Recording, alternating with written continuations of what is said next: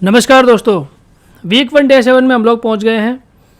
हम लोग वोकैबुलरी पढ़ रहे हैं और कौन सी किताब है हमारी बुक है 6 वीक। अगर अभी तक आपने पिछले लेक्चर्स को नहीं देखा है और अभी तक अगर आप ये नहीं पहचानते हैं कि हम कहाँ से पढ़ रहे हैं, तो मैं आपको बता देना चाहता हूँ कि आप इंट्रो वाला जो हमारा लेक्चर है उसको ज़रूर देख लीजिए। आपको एक क्लियर पिक्चर मिल जाएगी कि किस प्रकार से हम वोकैबुलरी पढ़ने वाले हैं। अभी फ़िलहाल हम 6 वीक बुक से वोकैबुलरी पढ़ रहे हैं और इसके पहले हम लोग 30 days to a more powerful vocabulary book से वोकैबुलरी पढ़ चुके हैं। 30 डेज़ वाली बुक हमने कंप्लीट कर दी है 30 वीडियोज़ में। 30 वीडियोज़ ऑलरेडी अपलोड हो चुके हैं चैनल के ऊपर, आप उनको भी जाकर देख सकते हैं। आज का हमारा टॉपिक है verbs for every day use. ठीक है, किस प्रकार से ये जो वोकैबुलरी है हम लोग अच्छी कर सकते हैं, बढ़िया कर सकते हैं, उसके बहुत सारे तरीके मैं ऑलरेडी आपको बता चुका हूँ। PYQs previous year question papers को ज़रूर सॉल्व कीजिए।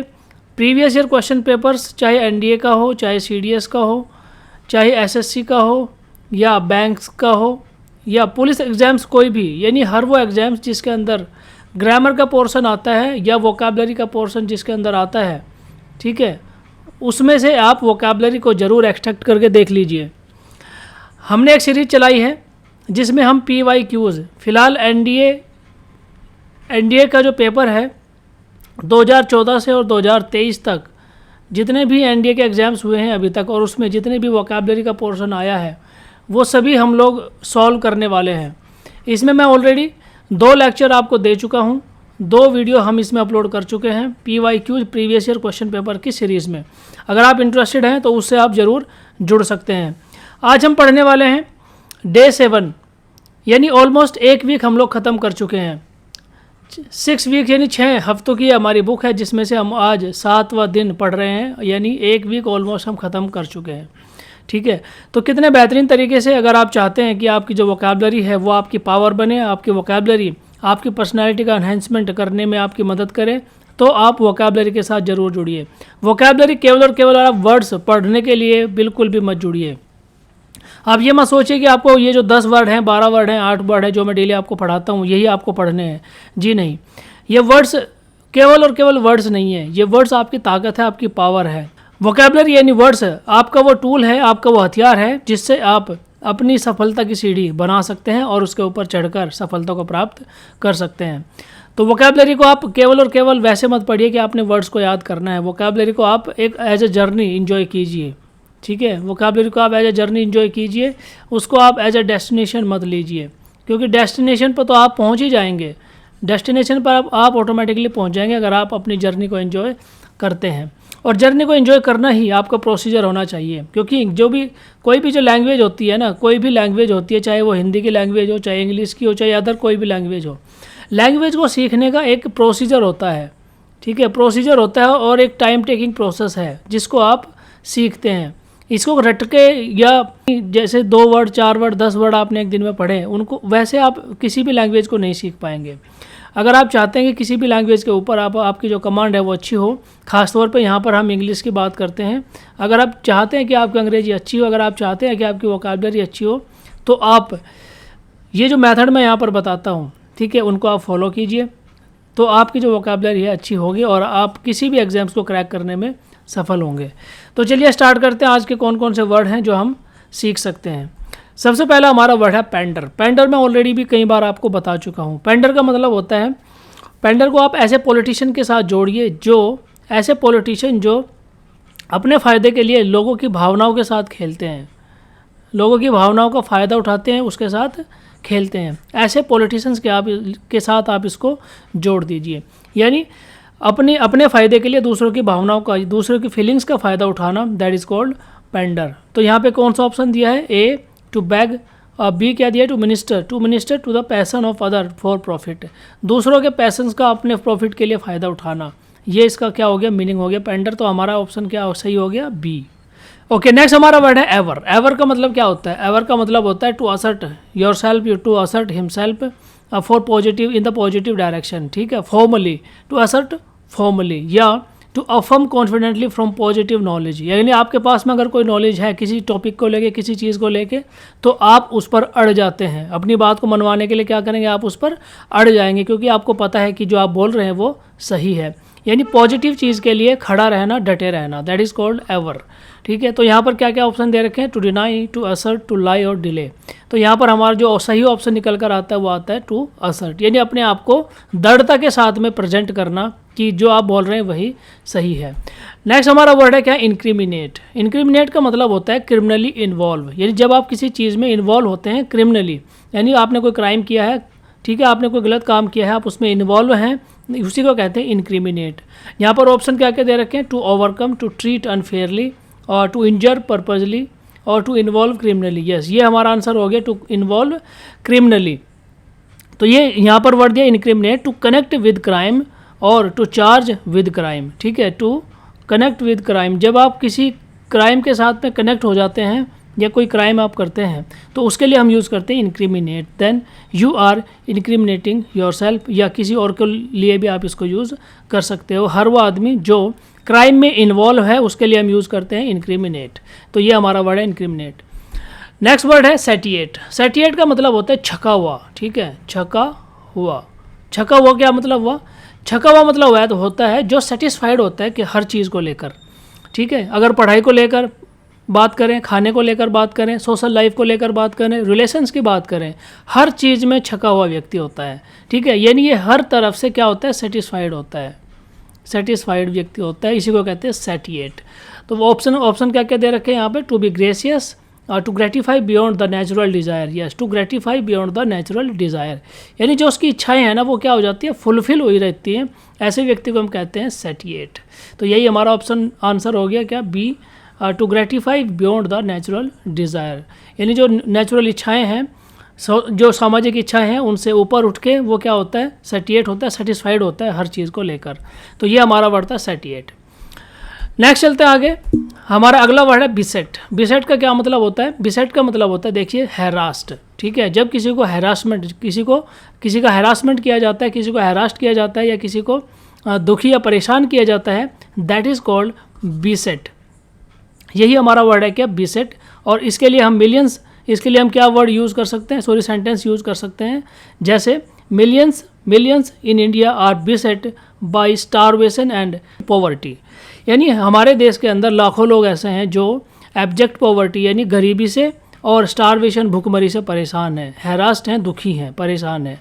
ठीक है, तो ये वर्ड आप इसके लिए यूज़ कर सकते हैं क्या, हैरास्ड। ठीक है, आप इसके लिए क्या वर्ड याद रखेंगे, हैरास या हैरासमेंट।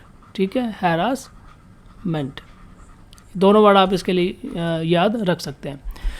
नेक्स्ट हमारा वर्ड है एडजोर। एडजोर का क्या मतलब होता है, to swear, to detest. Detest मतलब होता है घृणा करना। ठीक है, घृणा करना। स्वेयर मतलब क्या होता है, स्वेयर का मतलब होता है प्रतिज्ञा लेना। ठीक है, कसम खाना। टू स्वेयर मतलब कसम खाना। ठीक है, नेक्स्ट क्या दिया option, to bring to an end. ठीक है, किसी चीज़ को अंत तक पहुंचाना। टू एंट्रीट अर्नेस्टली, और इसका क्या मतलब हुआ, टू अर्ज यानी किसी चीज़ के लिए शिद्दत के साथ में डिमांड करना। ठीक है, किसी चीज़ के लिए शिद्दत के साथ डिमांड करना, टू अर्ज, किसी चीज़ की डिमांड करना।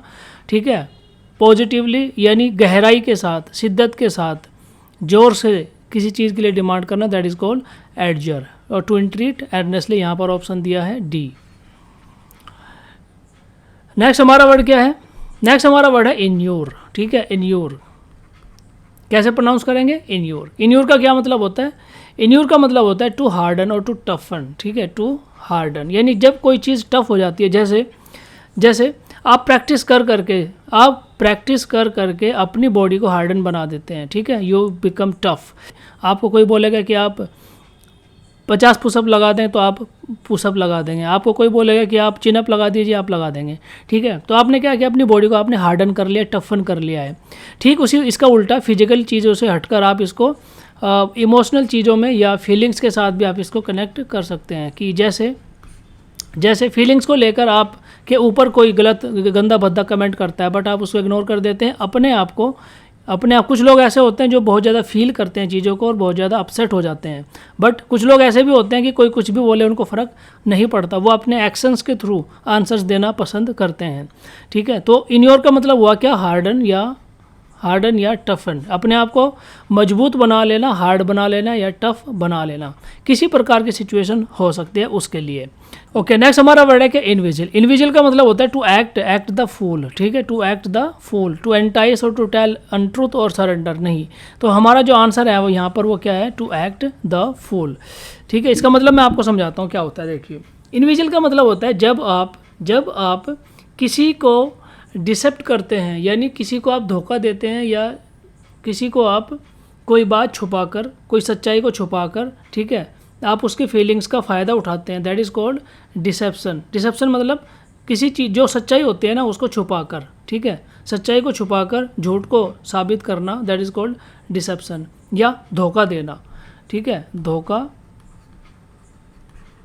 देना, ये इसका आप मीनिंग निकाल सकते हैं इनविजिल का। तो टू एक्ट द फूल, ठीक है, टू एक्ट द फूल यानी मूर्ख की तरह बनकर काम करना, जबकि आपको वो चीज़ असल में पता होती है, बट आप इस प्रकार से बिहेव करते हैं जैसे आपको उस बात का पता ही ना हो, या आप मूर्ख बनकर किसी काम को करते हैं, ठीक है। नेक्स्ट हमारा वर्ड क्या है, नेक्स्ट हमारा वर्ड है एकोस्ट। एकोस्ट का मतलब क्या हुआ, एकोस्ट का मतलब हुआ to come up and speak to first, ठीक है।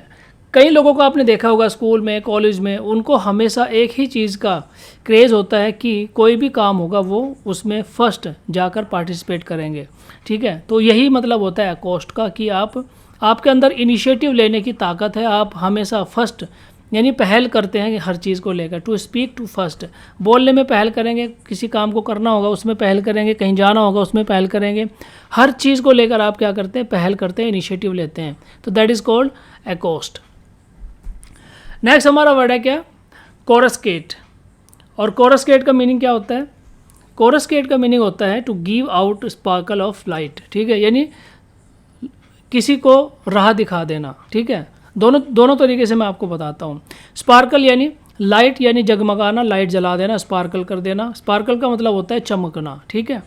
तो इसको आप किसी की लाइफ को भी चमका सकते हैं, जैसे आप तैयारी कर रहे हैं, आपने किसी की मदद की है उसको पढ़ाने में, उसका सिलेक्शन हो जाता है, वो नौकरी पा लेता है, ठीक है। तो आपने क्या किया, यू कोरस्केट हिज लाइफ, आपने क्या किया, उसकी मदद की, उसकी लाइफ को चमकाने के लिए, ठीक है, उसकी ज़िंदगी में उजाला करने के लिए आपने उसकी मदद की है। तो इसी प्रकार से हम यहाँ पर क्या वर्ड दिया है, कोरस्केट, इसका मतलब होता है टू स्पार्कल। दोनों ही मीनिंग हो सकते हैं, ठीक है, फिजिकली भी और फीलिंग वाइज भी, ठीक है, मेंटल पार्ट भी और इमोशनल पार्ट भी, दोनों चीज़ें हो सकती हैं। तो कोरस्केट का मतलब हुआ to give out sparkle of light, या टू फ्लैश और टू ग्लिटर, ठीक है, यानी चीज़ें जब चमकती है ना, जो चमकदार चीज़ें होती हैं उनके लिए हम यूज़ करते हैं कोरस्केट। इसको आप इमोशनल लेवल पे भी एग्जांपल दे सकते हो और इसको आप फिजिकल लेवल पे भी एग्जांपल दे सकते हो, कोरस्केट।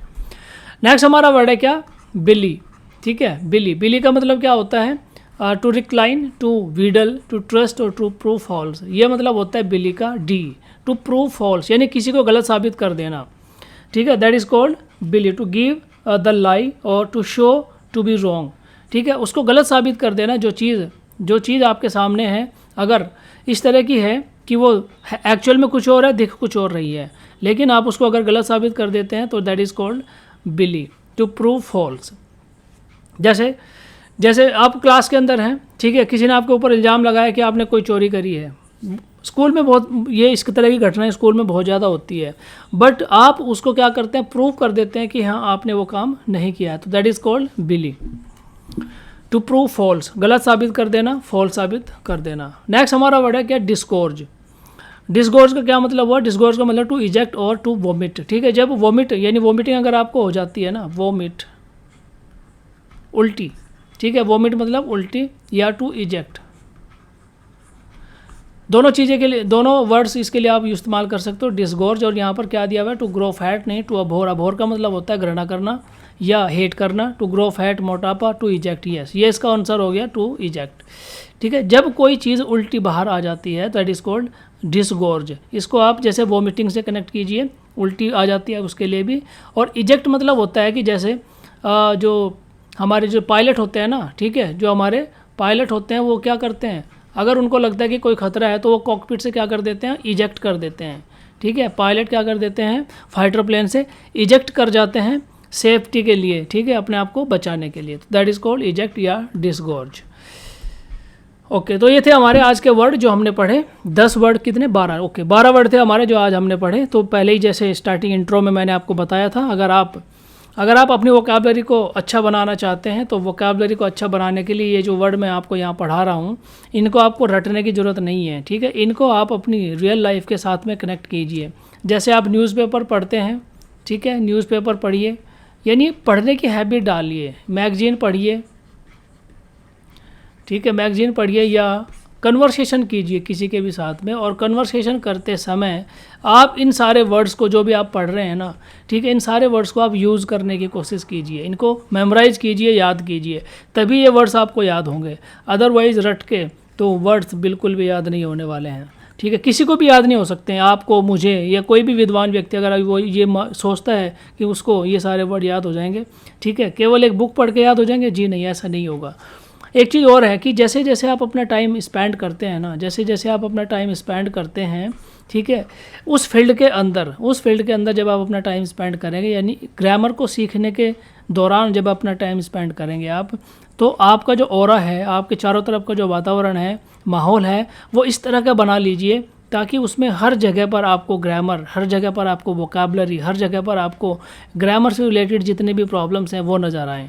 अगर आप ऐसा कर लेते हैं तो आपका जो एनवायरनमेंट है वो इंग्लिश वाला बन जाएगा और आप लैंग्वेज को बहुत अच्छे तरीके से सीख पाएंगे। लैंग्वेज के ऊपर आपकी पकड़ अच्छी हो सकती है, ठीक है। तो ये सब तरीके हैं जो मैं आपको ऑलरेडी पहले भी बता चुका हूँ, बार बार बताता रहता हूँ कि कैसे आपने अपनी वोकैबुलरी को अच्छा बनाना है।